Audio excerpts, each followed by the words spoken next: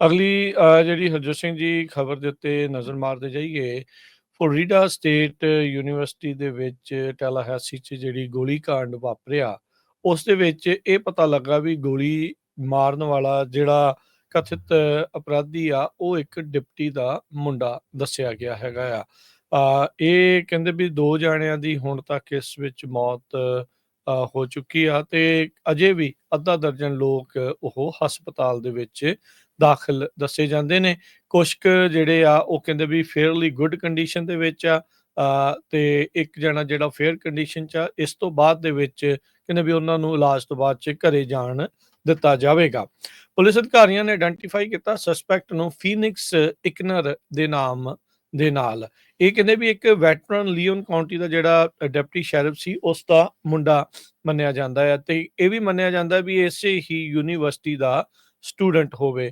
ਅਧਿਕਾਰੀਆਂ ਨੇ ਕਹਿੰਦੇ ਵੀ ਉਹਨਾਂ ਨੇ ਦੱਸਿਆ ਵੀ ਜਦ ਇਸਨੇ ਗੋਲੀकांड ਸ਼ੁਰੂ ਕੀਤਾ ਸਟੂਡੈਂਟ ਯੂਨੀਅਨ ਦੇ ਨਜ਼ਦੀਕ ਲੰਚ ਟਾਈਮ ਸੀਗਾ, ਉਸ ਟਾਈਮ ਇਹਨੇ ਗੋਲੀकांड ਨੂੰ ਕੀਤਾ। ਇਹ ਚਾਹੁੰਦਾ ਹੋਊਗਾ ਵੀ ਮੇਬੀ ਮੈਕਸਿਮਮ ਫੈਟੈਲਿਟੀਜ਼ ਜਿਹੜੀਆਂ ਉਹ ਕਰ ਸਕੇ ਤੇ ਕਹਿੰਦੇ ਵੀ ਵਿਦਿਆਰਥੀ ਇੱਧਰ ਉੱਧਰ ਬਿਲਕੁਲ ਭੱਜ ਨੱਸ ਜਿਹੜੀ ਉੱਥੇ ਪੈ ਗਈ।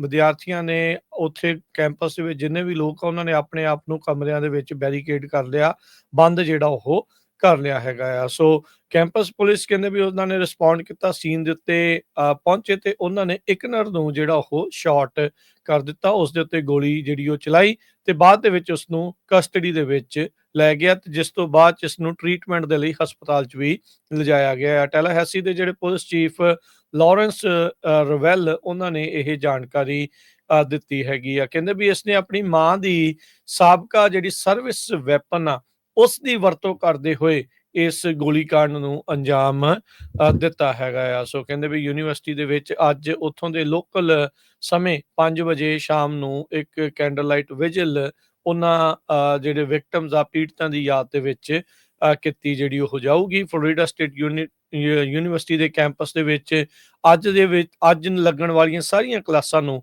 ਕੈਂਸਲ ਜਿਹੜਾ ਉਹ ਕਰ ਦਿੱਤਾ ਗਿਆ ਹੈਗਾ ਆ। ਇਸ ਟਾਈਮ FBI ਨੇ ਟਿਪ ਲਾਈਨ ਨੂੰ ਓਪਨ ਕੀਤਾ ਆ ਤੇ ਕਹਿੰਦੇ ਵੀ ਉਹ ਲਗਾਤਾਰ FSU ਦੀ ਸ਼ੂਟਿੰਗ ਦੇ ਬਾਰੇ ਉਹਨਾਂ ਨੂੰ ਉੱਥੇ ਜਾਣਕਾਰੀਆਂ ਜਿਹੜੀਆਂ ਉਹ ਪ੍ਰਾਪਤ ਹੋ ਰਹੀਆਂ ਆ।